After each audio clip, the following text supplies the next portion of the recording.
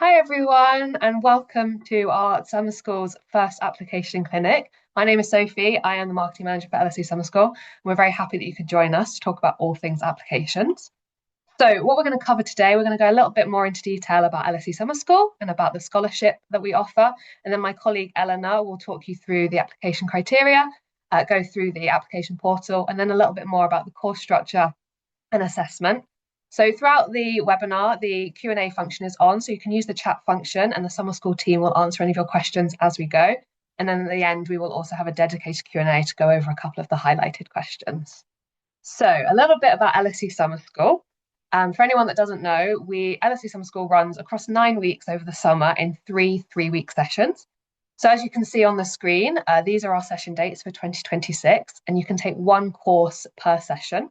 So the best way to figure out which course you want to do if you haven't applied yet, head to our website, find the course finder, and then you can filter by session if you want to do specific dates in London, or by the department if you are looking for something from accounting in particular, for example. And then you can filter by that and see what's available to you and what prerequisites you might need to take each course.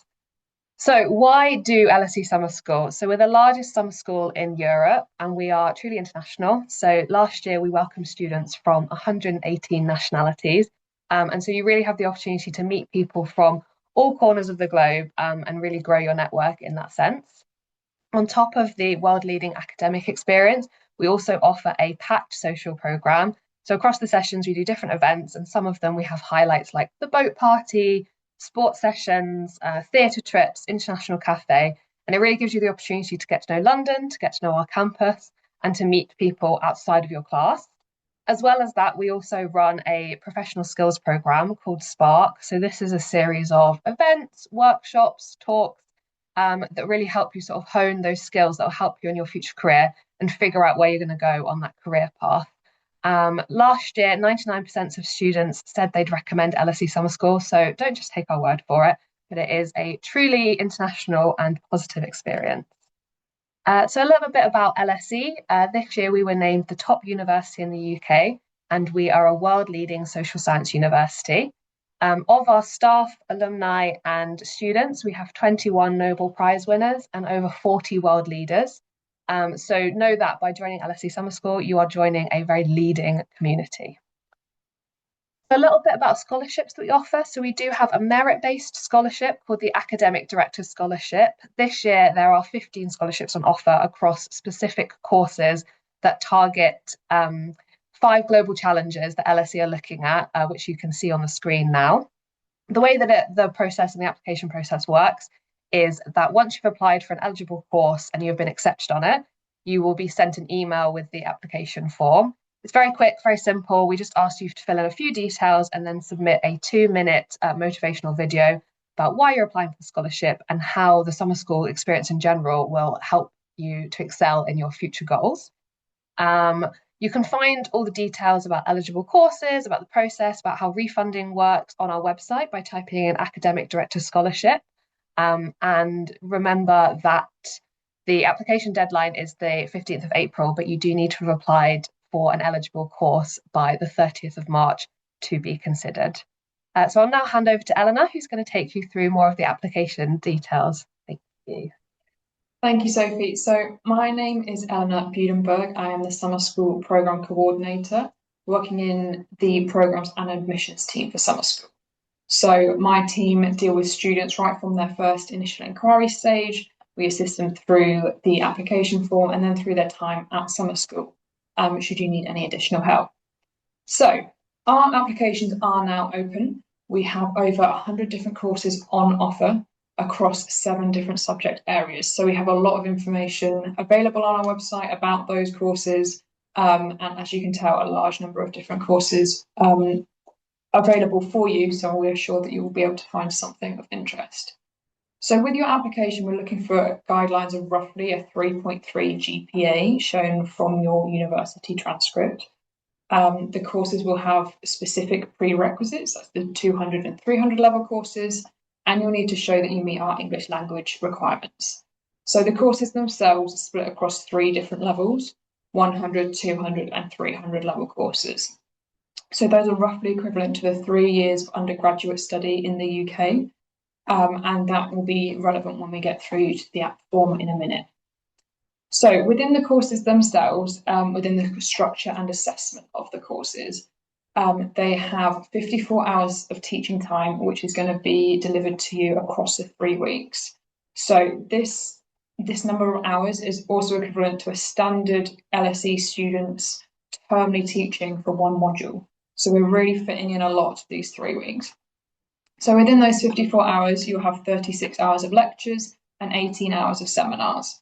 So lectures are in big groups, so they're the whole cohort of your course, and you'll have a 3-hour lecture per day.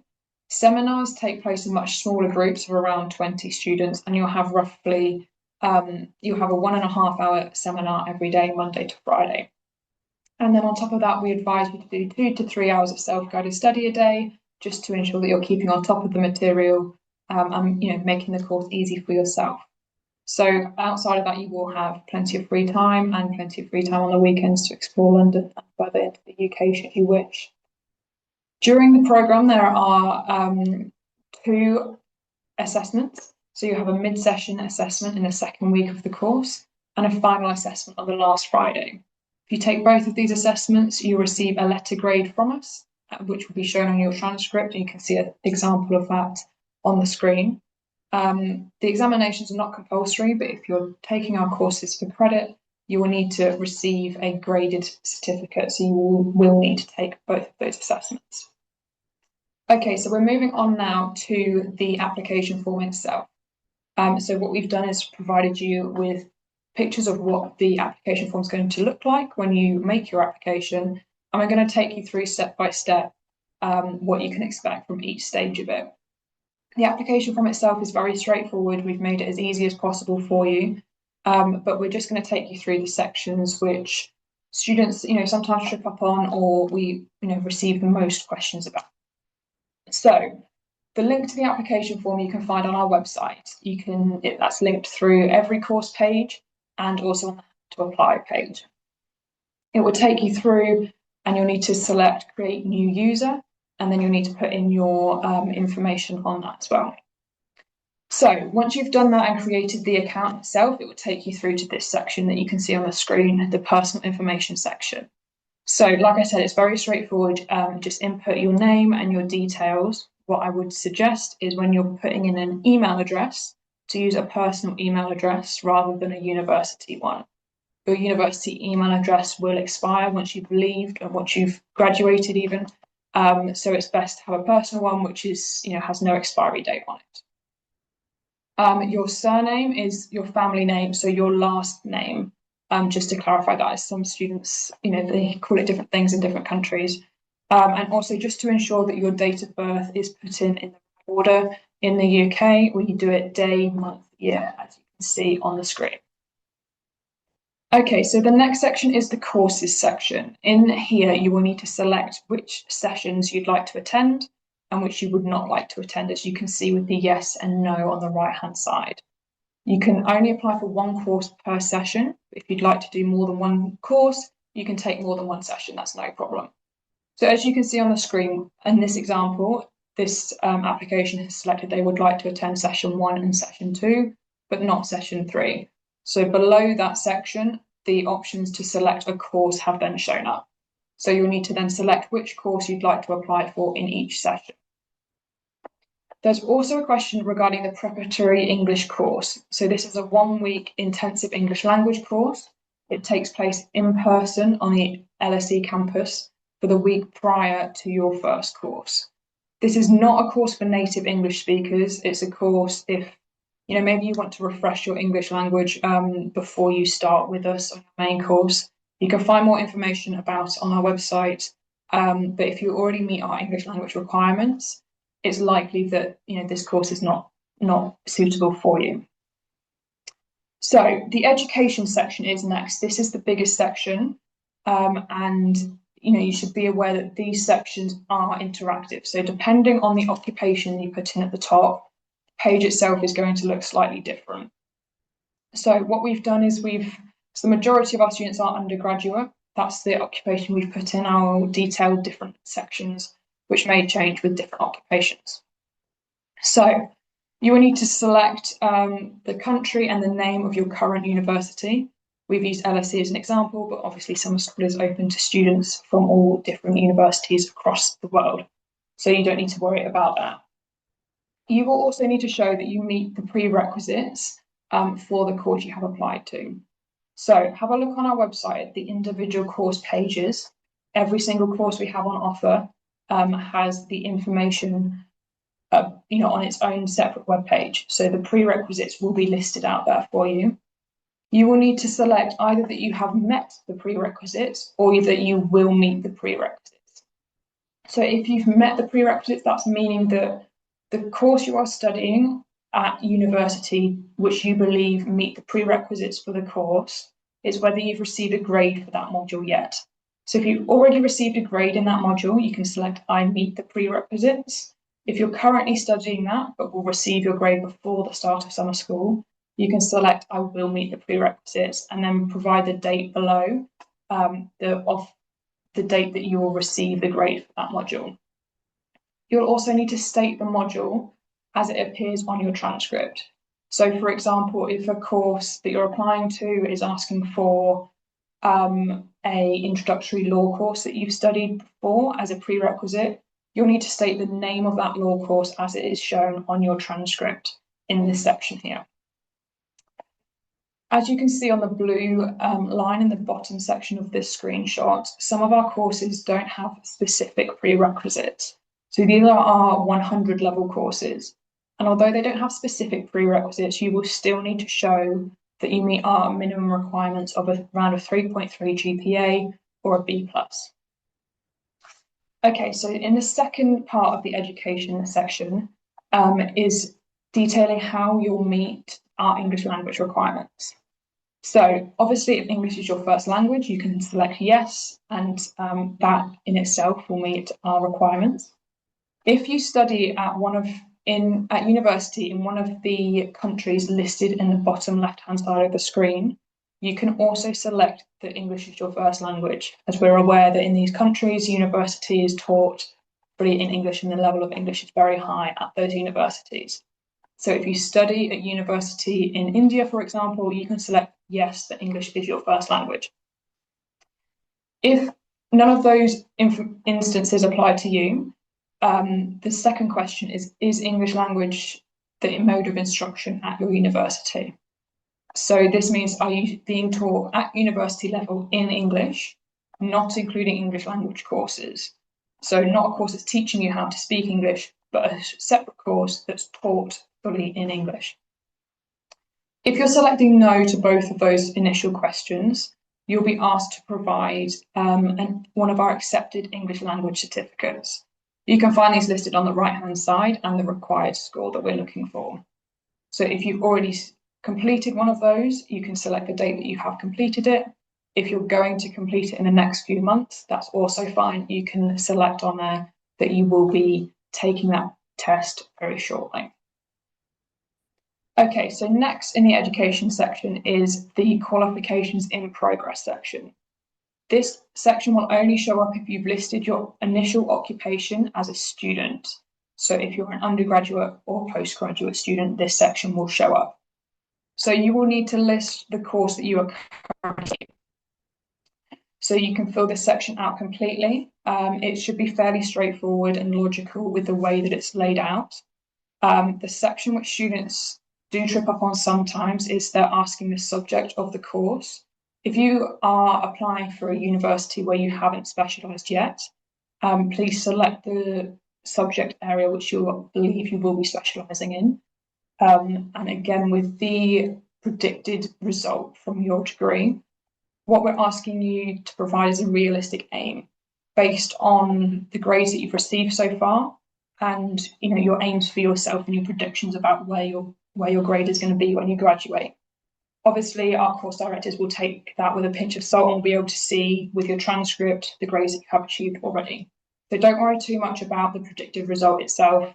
And also, if you're inputting that as a GPA, please don't do the translation. If your country has a different type of GPA, please input that as you would at your home university. Okay, so the fourth part of the education section is qualifications already awarded. So this will show up, I believe, under all occupations that you could select. So you should only fill out this section if you have already completed a university degree.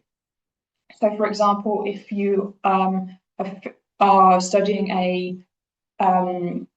master's degree and you've completed a bachelor's degree, you can input the information about your bachelor's degree in this section. If you are doing your undergraduate degree and you've not completed a degree before, you can leave the section completely blank and move on to the next page. But just be aware, if you are currently undertaking your first degree and you're leaving this section blank, therefore, please don't put any information into this section. If there's so much as like a space put in one of these boxes, it will prevent you from proceeding to the next page. So just be aware of that as well. Okay, so we're now moving on to the further information section.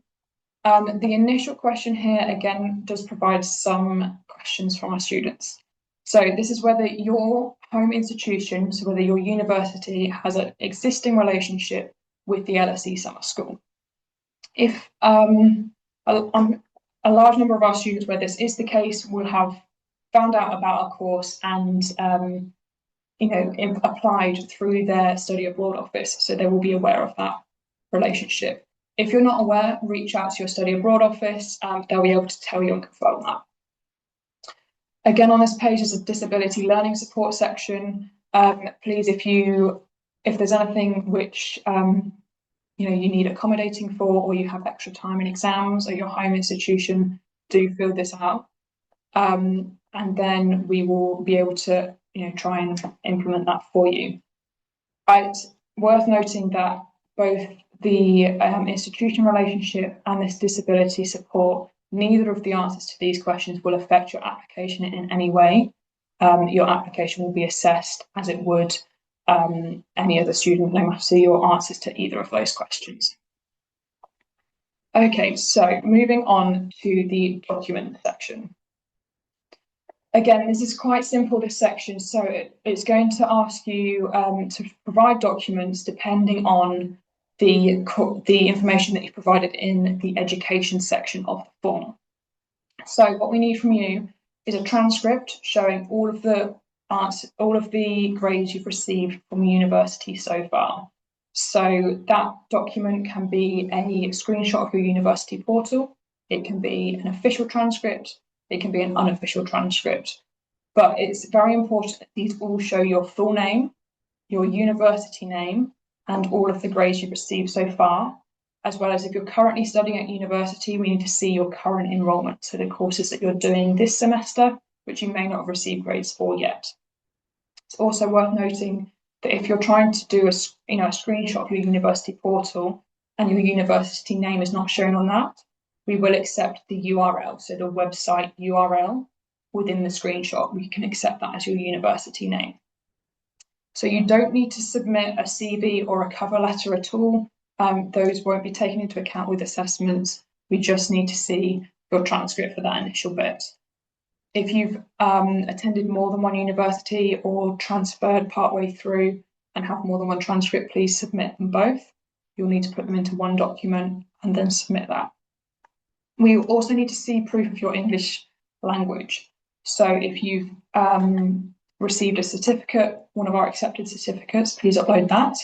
If you are studying in English at university, we will need to see proof of that, again, through some sort of documentation. It might be a screenshot of your university website stating that the language of instruction is English, or a separate document that shows that.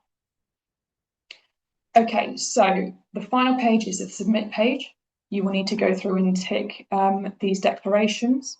It's worth noting, especially the one which states the final day exams. These will be taking place on the last Friday of each session and can finish as late as 5:30. So you need to bear that in mind when booking flights home. Once you've ticked all of these boxes, it will take you through to the application fee payment section. And you can make the £60 application fee, and then your application will be fully submitted. Once you have applied and that has been submitted, You should hear back from us within 10 working days. Should the course directors require any further information or any clarification from you, they'll be in touch via email to request that. Every so often, they'll request a further document from you as well. So do, once you have applied, keep an eye on your emails. Make sure that you check your junk and spam emails as well, because quite often they will end up there. It's also worth marking the summer school as a safe sender in your list too. Okay, so if you're having any issues with the course, with the application form, these small question marks that you can see on the right-hand side here appear throughout the application form itself. So if you're having a bit of a query about one section, if you hover over these question marks, they come up with additional information which will help you fill out the form. If you're having issues with the progression of the form itself, if there's something that just doesn't quite look right or it's not letting you move on, we would suggest clicking the save and log out button, log back in, and in general, that will sort the problem out for you. We would also advise you to complete this through the Chrome web browser, as that works best with our systems. And I'd advise you to complete this on a laptop or computer rather than on your phone, as again, it's easier and will prevent any issues which might occur. If you need further support from this, you can get in contact with our office. You can find the phone number and email address on the screen now. We also have a live chat function, which you can find through the website too. And finally, I would very strongly advise you to sign up for our mailing list and follow our Instagram as well. Our Instagram especially is fantastic. You can receive a student perspective on the summer school. So you can see what it's like to be in London and on the LSE campus during the summer. And again, with our mailing list and our Instagram, you can see the other two elements of summer school. So obviously the main element is the academic programme, but we also have a really fantastic and extensive social programme going on throughout the summer, and also a Spark Professional Skills programme, which has some great sessions which can really boost your employability post graduation. So we would really encourage you to sign up to those, make the most of your 3 weeks with us, and have a look at both our Instagram and the mailing list as well.